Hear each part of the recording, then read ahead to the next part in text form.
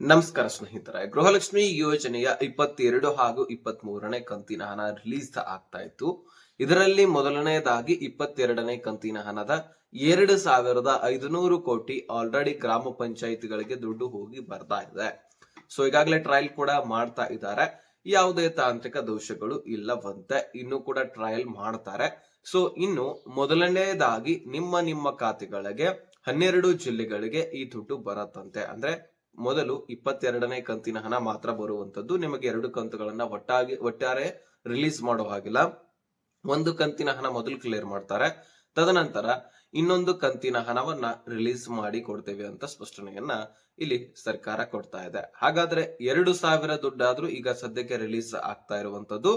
ಈ 2,000 ಮೊದಲನೇದಾಗಿ ಯಾವ ಜಿಲ್ಲೆಗಳಿಗೆ ದುಡ್ಡು ಬರ್ತಾ ಇದೆ, ಇದರ ಜೊತೆಗೆ ಇದು ಬಹಳ ಇಂಪಾರ್ಟೆಂಟ್ ಏನಪ್ಪಾ ಅಂದ್ರೆ ನಿಮ್ಮ ಜಿಲ್ಲೆನೂ ಕೂಡ ಆಗಿರ್ಬೋದು. ನೀವು ಈ ಒಂದು ವಿಡಿಯೋನ ಕೊನೆವರೆಗೂ ವಾಚ್ ಮಾಡಬೇಕು.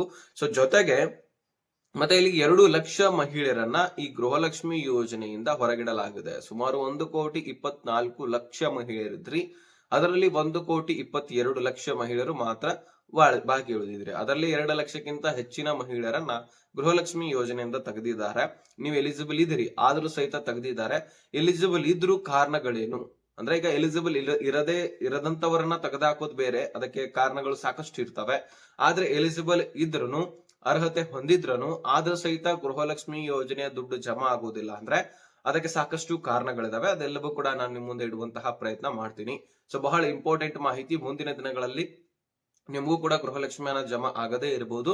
ಈಗ ವಿಚಾರ ಮಾಡಿ ಒಂದ್ ಸ್ವಲ್ಪ. ಈಗಾಗಲೇ 21 ಕಂತುಗಳು ಜಮಾ ಆಗಿದ್ದಾವೆ. 42,000 ದುಡ್ಡನ್ನ ಪಡ್ಕೊಂಡಿದ್ದೀರಿ.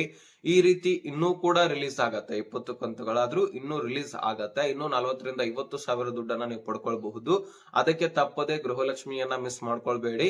ಸೊ ನೀವು ಈ ಒಂದು ವಿಷಯನ ತಿಳ್ಕೊಳ್ಳೋದು ಬಹಳ ಅತಿ ಅವಶ್ಯಕ ಆಗಿದೆ. ಚಾನಲ್ಗೆ ಸಬ್ಸ್ಕ್ರೈಬ್ ಮಾಡ್ಲಿಲ್ಲ ಅಂದ್ರೆ ಸಬ್ಸ್ಕ್ರೈಬ್ ಮಾಡ್ಕೊಂಡು ನೋಟಿಫಿಕೇಶನ್ ಆಲ್ ಅಂತ ಸೆಟ್ ಮಾಡ್ಕೊಳ್ಳಿ. ಎಲ್ರು ಕೂಡ ಈ ಒಂದು ವಿಡಿಯೋನ ಆದಷ್ಟು ಗೃಹಲಕ್ಷ್ಮಿಯರಿಗೆ ಶೇರ್ ಮಾಡಿ, ಅವರು ಕೂಡ ಈ ಒಂದು ವಿಷಯನ ತಿಳ್ಕೊಳ್ಳಿ. ಈಗ ವಿಡಿಯೋನ ಕಂಟಿನ್ಯೂ ಆಗಿ ತಿಳ್ಕೊಳ್ಳಿ ಸ್ನೇಹಿತರೆ. ಈ ಗೃಹಲಕ್ಷ್ಮಿ ಯೋಜನೆಯಲ್ಲಿ 22ನೇ ಕಂತಿನ ಹಣ ಸದ್ಯಕ್ಕೆ ರಿಲೀಸ್ ಆಗ್ತಾ ಇದೆ. ಹೌದು, 2,500 ಕೋಟಿ. ಮೊದಲು ಯಾವ ರೀತಿಯಾಗಿ ಪ್ರೊಸೆಸರ್ ಇರುತ್ತೆ ಅದನ್ನ ನಾನು ನಿಮಗೆ ಹೇಳ್ತೀನಿ. ಅದಕ್ಕಿಂತ ಮುಂಚೆನೆ ಈ ಗೃಹಲಕ್ಷ್ಮಿ ಇಯರನ್ನ ಯಾಕೆ ಗೃಹಲಕ್ಷ್ಮಿ ಯೋಜನೆಯಿಂದ ತೆಗೆದುಹಾಕಿದ್ದಾರೆ ಇದನ್ನ ಮೊದಲು ಕ್ಲಾರಿಟಿ ಕೊಟ್ಬಿಡ್ತೀನಿ. ತದನಂತರ ಗೃಹಲಕ್ಷ್ಮಿ ಸದ್ಯಕ್ಕೆ ರಿಲೀಸ್ ಆಗ್ತಾ ಇರೋದು ಯಾವ ಜಿಲ್ಲೆಗಳಿಗೆ ಅದನ್ನ ಮಧ್ಯದಲ್ಲಿ ನಾವು ನೋಡೋಣ. ಈಗ ಈ ಗೃಹಲಕ್ಷ್ಮಿಯರನ್ನ ಯಾಕೆ ತೆಗೆದಿದ್ದಾರೆ ನೀವು ನೋಡಬಹುದು.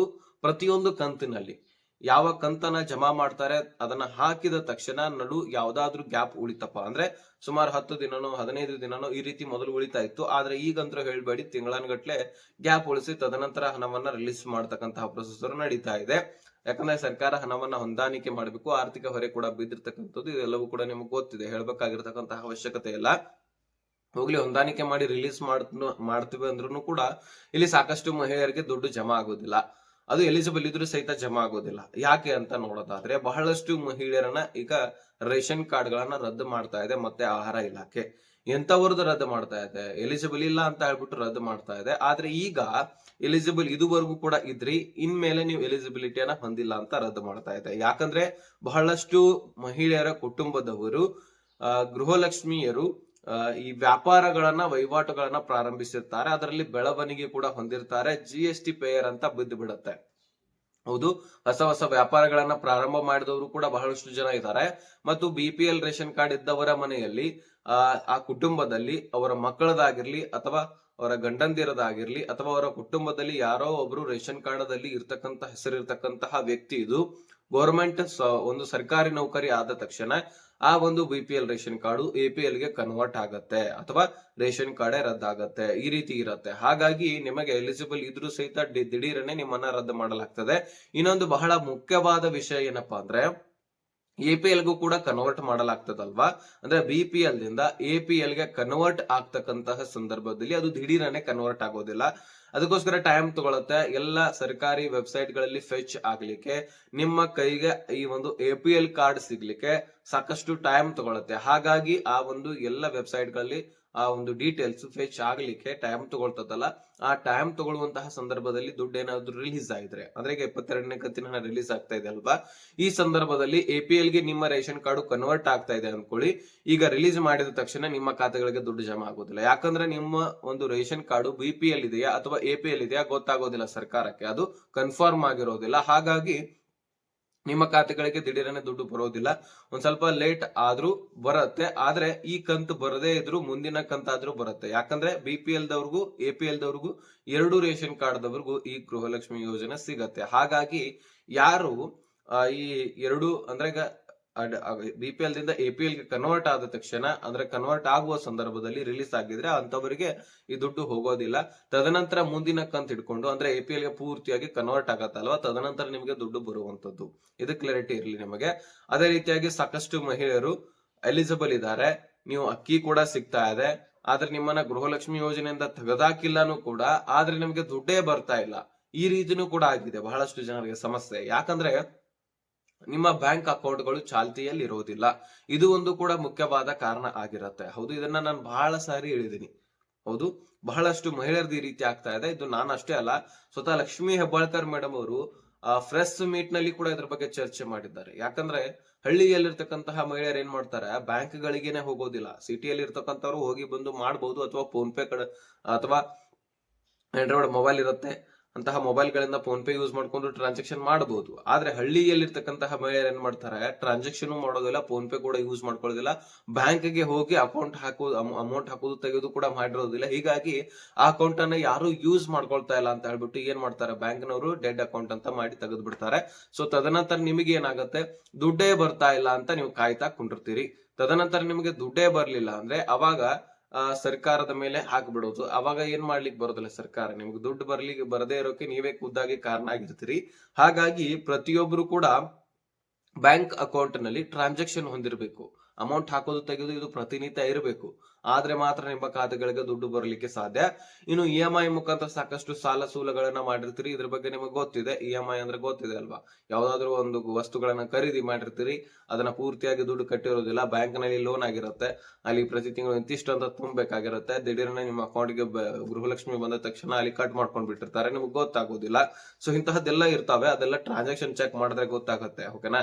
ಇನ್ನು ಕಾಳ ಸಂತೆಗಳಲ್ಲಿ ಯಾರ್ಯಾರು ನೀವು ಎಲಿಜಿಬಿಲಿಟಿ ಹೊಂದಿರ್ತೀರಿ, ನಿಮ್ಮ ಹತ್ರ ರೇಷನ್ ಕಾರ್ಡ್ ಇರುತ್ತೆ, ಎಲ್ಲವೂ ಕೂಡ ಇರುತ್ತೆ, ನೀವು ಏನ್ ಮಾಡ್ತೀರಿ, ಕಾಳ ಸಂತೆಗಳಲ್ಲಿ ನಿಮ್ಮ ರೇಷನ್ ಅನ್ನ ಮಾರಾಟ ಮಾಡ್ತೀರಿ, ಅಕ್ಕಿಯನ್ನ ಮಾರಾಟ ಮಾಡ್ತೀರಿ, ಅಂತಹ ಒಂದು ರೇಷನ್ ಕಾರ್ಡ್ ಗಳನ್ನು ಕೂಡ ರದ್ದು ಮಾಡಲಾಗ್ತದೆ. ಅಂದ್ರೆ ನೀವು ಎಲಿಜಿಬಲ್ ಇದ್ರೂ ಸಹಿತ ನಿಮ್ಮನ್ನ ರದ್ದು ಮಾಡಲಾಗ್ತದೆ. ಇನ್ನೊಂದು ಇಂಪಾರ್ಟೆಂಟ್ ಏನಪ್ಪಾ ಅಂದ್ರೆ, ಯಾರು 3-4 ತಿಂಗಳವರೆಗೂ ಕೂಡ ರೇಷನ್ ತೆಗೆದುಕೊಳ್ಳೋದಿಲ್ಲ, ಅಂತಹ ರೇಷನ್ ಕಾರ್ಡ್ ಗಳನ್ನು ಕೂಡ ರದ್ದು ಮಾಡಲಾಗ್ತಾ ಇದೆ. ಹೌದು, ನಿಮಗೆ ರೇಷನ್ನೇ ಅವಶ್ಯಕತೆ ಇಲ್ಲ ಅಂತ ಸರ್ಕಾರ ಒಂದು ನಿರ್ಧಾರ ಮಾಡಿಬಿಡುತ್ತೆ. ಯಾಕಂದ್ರೆ ನೀವು ವಲಸೆ ಹೋಗಿರ್ತೀರಿ ಅಥವಾ ಯಾವುದೋ ಕೆಲಸದ ಮೇಲೆ ಹೋಗಿರ್ತೀರಿ, ರೇಷನ್ ಕಾರಣಾಂತರಗಳಿಂದ ತೆಗೆದುಕೊಳ್ಳಿಕ್ಕೆ ಆಗಿರೋದಿಲ್ಲ, ಅದು ನಿಮಗೆ ಗೊತ್ತಿದೆ. ಆದ್ರೆ ಸರ್ಕಾರಕ್ಕೆ ಗೊತ್ತಾದ್ರೂ ಅದು ಕೇಳೋದಿಲ್ಲ. ಯಾಕಂದ್ರೆ ನೀವು ಎಲಿಜಿಬಲ್ ಇದೀರಿ, ನಿಮಗೆ ಅರ್ಹತೆ ಇದೆ, ನಿಮಗೆ ಬೇಕಾಗಿದೆ ಅಂತ ಸರ್ಕಾರ ಕೊಡ್ತಾ ಇದೆ. ಆದ್ರೆ ನೀವು ಅದನ್ನ ಪಡ್ಕೊಳ್ಲಿಕ್ಕಂದ್ರೆ, ಅದನ್ನ ಉಪಯೋಗನೆ ಮಾಡ್ಕೊಳ್ಲಿಕ್ಕಂದ್ರೆ ಆ ಒಂದು ಅಕ್ಕಿ ಅಲ್ಲಿರ್ತಕ್ಕಂತಹ ನ್ಯಾಯಬೆಲೆ ಅಂಗಡಿಯವರಿಗೆ ಸಿಗತ್ತೆ.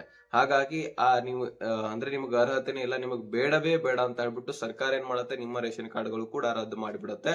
ನೀವು ಎಲಿಜಿಬಲ್ ಅರ್ಹತೆ ಹೊಂದಿದ್ರು ಸಹಿತ ರದ್ದು ಮಾಡುತ್ತೆ. ಎಷ್ಟೋ ಲಕ್ಷಾಂತರ ರೇಷನ್ ಕಾರ್ಡ್ಗಳನ್ನ ನನಗ್ ಬೇಕು ನಿನಗ್ ಬೇಕು ಅಂತ ಬಡದಾಡ್ತಾ ಇದ್ರೆ, ಅಂತದ್ರಲ್ಲಿ ನೀವು ಅಕ್ಕಿನೇ ತಗೊಳ್ಳೋದಿಲ್ಲ, ಹೋಗಿ ರೇಷನ್ ತೆಗೆದುಕೊಳ್ಳುವುದಿಲ್ಲ, ಗೃಹಲಕ್ಷ್ಮಿ ದುಡ್ಡನ್ನ ಮಾತ್ರ ಅಕೌಂಟ್ಗೆ ಬಂದ ತಕ್ಷಣ ಅಲ್ಲಿ ತಕೋತೀರಿ.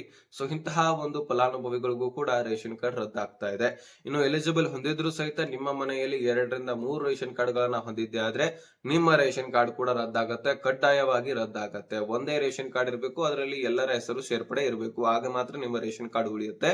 ಇಲ್ಲ 2 ರೇಷನ್ ಕಾರ್ಡು, ಅಣ್ಣ ತಮ್ಮಂದಿದ್ ಬೇರೆ, ಹಿರಿಯ ವ್ಯಕ್ತಿಯದು ಅಂದ್ರೆ ತಂದೆಯರದು ಬೇರೆ, ಈ ರೀತಿ ನೀವು ಮಾಡಿದ್ದೆ ಆದ್ರೆ ನಿಮ್ಮ ರೇಷನ್ ಕಾರ್ಡ್ ಖಂಡಿತವಾಗ್ಲೂ ರದ್ದಾಗುತ್ತೆ. ಯಾಕಂದ್ರೆ ಒಂದ್ ರೇಷನ್ ಕಾರ್ಡ್ ನಲ್ಲಿ ನೀವು ಹೆಸರು ಸೇರ್ಪಡೆ ಮಾಡ್ಕೊಳ್ಬಹುದಲ್ಲ, ಹೇಗೆ ಒಂದ್ ಮನೆಯಲ್ಲಿ ಇದ್ರಿ ಹಾಗೆ ಒಂದ್ ರೇಷನ್ ಕಾರ್ಡ್ ನಲ್ಲಿ ನಿಮ್ಮ ಹೆಸರನ್ನ ಸೇರ್ಪಡೆ ಮಾಡ್ಕೊಳ್ಳಿ ಅಂತ ಸರ್ಕಾರ ನಿಮ್ಗೆ ಹೇಳುತ್ತೆ. ಇಲ್ಲ ಬೇರೆ ಬೇರೆ ಮನೆಯನ್ನ ಮಾಡ್ಕೊಂಡಿದ್ರೆ ಅದಕ್ಕೇನ್ ತೊಂದರೆ ಇಲ್ಲ, ಒಂದೇ ಮನೆಯಲ್ಲಿ ಇದ್ರೆ ನೀವು ಒಂದೇ ರೇಷನ್ ಕಾರ್ಡ್ ನಲ್ಲಿ ಹೆಸರನ್ನ ಸೇರ್ಪಡೆ ಮಾಡ್ಕೊಳ್ಳೋದು ಕಡ್ಡಾಯವಾಗಿದೆ ಅಂತ ಸರ್ಕಾರ ಸೂಚನೆಯನ್ನ ನಿಮಗೆ ಕೊಟ್ಟಿರ್ತಕ್ಕಂಥದ್ದು. ಸೊ ಈ ರೀತಿ ಸಾಕಷ್ಟು ರೂಲ್ಸ್ ಗಳನ್ನ ತಂದ್ಬಿಟ್ಟು ಇಲ್ಲಿ ರೇಷನ್ ಕಾರ್ಡ್ ಅನ್ನ ರದ್ದು ಮಾಡ್ತಾ ಇದೆ ಒಂದು ಆಹಾರ ಇಲಾಖೆ. ಅದರಲ್ಲಿ ಸಾಕಷ್ಟು ಮಹಿಳೆಯರದು ಬೆಳವಣಿಗೆ ಆಗಿರುತ್ತೆ. ಕುಟುಂಬಸ್ಥರದು BPL ರೇಷನ್ ಕಾರ್ಡ್ ಅರ್ಹತೆ ಕಳ್ಕೊಂಡ್ ಬಿಟ್ಟಿರ್ತಾರೆ. ಯಾಕಂದ್ರೆ ಬಡತನ ರೇಖೆಗಿಂತ ಮೇಲ್ಗಡೆ ಬಂದಿರ್ತಾರೆ, ಸಾಕಷ್ಟು ಆದಾಯ ಬರ್ತಾ ಇರುತ್ತೆ, ವಾರ್ಷಿಕ ಆದಾಯವು ಕೂಡ ಹೆಚ್ಚಾಗಿರುತ್ತೆ. ಹಾಗಾಗಿ ನಿಮ್ಮ ರೇಷನ್ ಕಾರ್ಡ್ ಏನ್ ಮಾಡ್ಬಿಡ್ತಾರೆ, ರದ್ದು ಮಾಡಲಾಗ್ತದೆ. ಅಂದ್ರೆ APL ಗೆ ಕನ್ವರ್ಟ್ ಮಾಡಲಾಗ್ತದೆ. APL ಗೆ BPL ಗೆ ಸಾಕಷ್ಟು ಡಿಫರೆನ್ಸ್ ಇದೆ. BPL ದವರಿಗೆ ಹೆಚ್ಚಿನ ಆದ್ಯತೆ ಸರ್ಕಾರ ಕೊಡುತ್ತೆ, APL ದವರಿಗೆ ಕಡಿಮೆ ಆದ್ಯತೆ ಕೊಡುತ್ತೆ. ಗೃಹಲಕ್ಷ್ಮಿ ಯೋಜನೆಯಲ್ಲಿ ಅಂತೂ 2,000 ಬರುತ್ತೆ, ಅದರಲ್ಲಿ ಏನಿಲ್ಲ.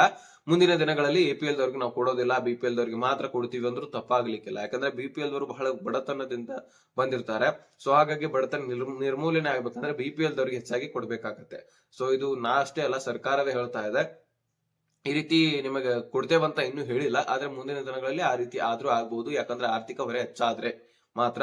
ಇನ್ನು ಬೇರೆ ಬೇರೆ ಸ್ಕೀಮ್ಸ್ ಗಳಲ್ಲಿ ನೋಡಿದ್ದೆ ಆದ್ರೆ BPL ದವರಿಗೆ ಹೆಚ್ಚಿನ ಆದ್ಯತೆಯನ್ನ ಕೊಡುವಂತದ್ದು. ಯಾಕಂದ್ರೆ ಬಡತನ ರೇಖೆಗಿಂತ ಪೂರ್ತಿಯಾಗಿ ಕೆಳಗಡೆ ಇರ್ತಾರೆ. APL ದವರು ಒಂದು ರೇಂಜ್ ನಲ್ಲಿ ಇರುತ್ತಾರೆ. ಹಾಗಾಗಿ ಇಲ್ಲಿ BPL ರೇಷನ್ ಕಾರ್ಡ್ ಇದ್ದಂತವರಿಗೆ ಹೆಚ್ಚಿನ ಆದ್ಯತೆಯನ್ನ ಕೊಡಲಾಗ್ತದೆ. ಇನ್ನು ಈ 12 ಜಿಲ್ಲೆಗಳು ಯಾವುವು, ಈ 12 ಜಿಲ್ಲೆಗಳಿಗೆ ಯಾವ ರೀತಿಯಾಗಿ ದುಡ್ಡು ಜಮಾ ಆಗ್ತದೆ, ಪ್ರೊಸೆಸರ್ ಏನೇನಿರುತ್ತೆ ಅಂತ ನಾವು ನೋಡೋದಾದ್ರೆ, ಗೃಹಲಕ್ಷ್ಮಿ ಯೋಜನೆಯಲ್ಲಿ ಸದ್ಯಕ್ಕೆ 22ನೇ ಕಂತಿನ ಹಣ ರಿಲೀಸ್ ಆಗ್ತಾ ಇದೆ. 2,500 ಕೋಟಿ ಆಲ್ರೆಡಿ ಫಂಡ್ ರಿಲೀಸ್ ಆಗ್ತಾ ಇದೆ. ಈ ಒಂದು ಫಂಡ್ ಅನ್ನ ಗ್ರಾಮ ಪಂಚಾಯಿತಿಗೆ ಮಹಿಳಾ ಮತ್ತು ಮಕ್ಕಳ ಅಭಿವೃದ್ಧಿ ಇಲಾಖೆ ಕಳಿಸುತ್ತೆ. ಅಲ್ಲಿಂದ ಮತ್ತೆ ಗ್ರಾಮ ಪಂಚಾಯಿತಿಯಿಂದ ಸುಮಾರು ಬೆಂಗಳೂರು ನಗರ, ಬೆಂಗಳೂರು ಗ್ರಾಮಾಂತರ, ಈ 2 ಜಿಲ್ಲೆಗಳ ಸುತ್ತಮುತ್ತ ಇರತಕ್ಕಂತಹ 35 ತಾಲೂಕು ಗ್ರಾಮ ಪಂಚಾಯಿತಿಗಳಿಗೆ ದುಡ್ಡು ಹೋಗುತ್ತೆ. ಅಲ್ಲಿರ್ತಕ್ಕಂತಹ ಎಲ್ಲ ಪ್ರೊಸೆಸರ್ ಅನ್ನ ಮುಗಿಸ್ಕೊಂಡು ಮತ್ತೆ ಮಹಿಳಾ ಮತ್ತು ಮಕ್ಕಳ ಅಭಿವೃದ್ಧಿ ಇಲಾಖೆಗೆ ಬರುತ್ತೆ.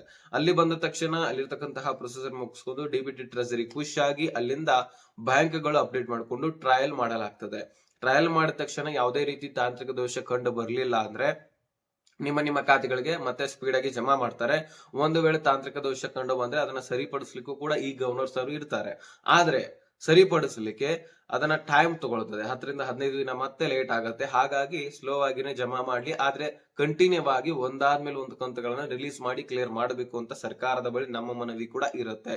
ಆದಷ್ಟು ಮಹಿಳೆಯರ ಖಾತೆಗೆ ಜಮಾ ಮಾಡಿ ಕ್ಲಿಯರ್ ಮಾಡಬೇಕು. ಬಹಳಷ್ಟು ಮಹಿಳೆಯರು ಕಾಯ್ತಾ ಇದ್ದಾರೆ, ಅದರಿಂದ ಏನೋ ಯೂಸ್ ಆಗತ್ತೆ ಅಂತ ಕಾಯ್ತಾ ಇದ್ದಾರೆ, ಏನೋ ಖರೀದಿ ಮಾಡ್ಬೇಕಂತ ಕಾಯ್ತಾ ಇರ್ತಾರೆ. ಹಾಗಾಗಿ ಅವರಿಗೆ ಆದಷ್ಟು ಹೆಲ್ಪ್ ಮಾಡಬೇಕು. ಇದು ಬಹಳಷ್ಟು ಗೃಹಲಕ್ಷ್ಮಿ ಯೋಜನೆ ಇಂದ ಬಹಳಷ್ಟು ಹೆಲ್ಪ್ ಆಗ್ತಾ ಇದೆ. ಸರ್ಕಾರ ಎಷ್ಟು ಕಂತುಗಳನ್ನ ಪೆಂಡಿಂಗ್ ಉಳಿಸಿದೆ, ಸರ್ಕಾರದ ದೃಷ್ಟಿಯಲ್ಲಿ ಎಷ್ಟು ಕಂತುಗಳು ಪೆಂಡಿಂಗ್ ಉಳಿದಿದೆ ನೋಡಿ, ಆ ಕಂತುಗಳನ್ನ ರಿಲೀಸ್ ಮಾಡಿ ಕ್ಲಿಯರ್ ಮಾಡಬೇಕು ಅಂತ ನಮ್ಮ ಮನೆ ಸರ್ಕಾರದ ಬಳಿ ಇರುತ್ತೆ. ಈಗ ಸದ್ಯಕ್ಕೆ 22ನೇ ಕಂತಿನ ರಿಲೀಸ್ ಆಗಿ 2,000 ನಿಮ್ಮ ಖಾತೆಗಳಿಗೆ ಬರ್ತಾ ಇರುವಂತದ್ದು. ಸೊ ಈ ಒಂದು ವಿಷಯವನ್ನ ಪ್ರತಿಯೊಬ್ಬ ಗೃಹಲಕ್ಷ್ಮಿಯರಿಗೆ ತಿಳಿಸಬೇಕಾಗತ್ತೆ, ನೀವು ಶೇರ್ ಮಾಡಬೇಕಾಗತ್ತೆ. ಇನ್ನು ಯಾವ ಯಾವ ಜಿಲ್ಲೆಗಳಿಗೆ ಮೊದಲನೇ ಹಂತದಲ್ಲಿ ಬರುತ್ತೆ ಅಂದ್ರೆ, ಇಲ್ಲಿ ಬೆಂಗಳೂರು ನಗರ, ಬೆಂಗಳೂರು ಗ್ರಾಮಾಂತರ, ಬೆಳಗಾವಿ, ವಿಜಯನಗರ, ಧಾರವಾಡ, ಯಾದಗಿರಿ, ಉತ್ತರ ಕನ್ನಡ, ದಕ್ಷಿಣ ಕನ್ನಡ, ದಾವಣಗೆರೆ, ಉಡುಪಿ, ತುಮಕೂರು, ಚಿತ್ರದುರ್ಗ, ಈ ಎಲ್ಲ ಜಿಲ್ಲೆಗಳಿಗೆ ಮೊದಲನೇ ಹಂತದಲ್ಲಿ ರಿಲೀಸ್ ಆಗತ್ತೆ. ಉಳಿದಂತಹ ಜಿಲ್ಲೆಗಳಿಗೂ ಕೂಡ ಜಮಾ ಆಗತ್ತೆ, ಆದ್ರೆ ಮೊದಲನೇದಾಗಿ ಈ ಒಂದು ಜಿಲ್ಲೆಗಳಿಗೆ ರಿಲೀಸ್ ಆಗುವಂತದ್ದು. ಸೊ ಈ ಒಂದು ವಿಷಯವನ್ನ ಪ್ರತಿಯೊಬ್ಬ ಗೃಹಲಕ್ಷ್ಮಿಯರಿಗೆ ಮುಟ್ಟುವಂತೆ ಶೇರ್ ಮಾಡಿ.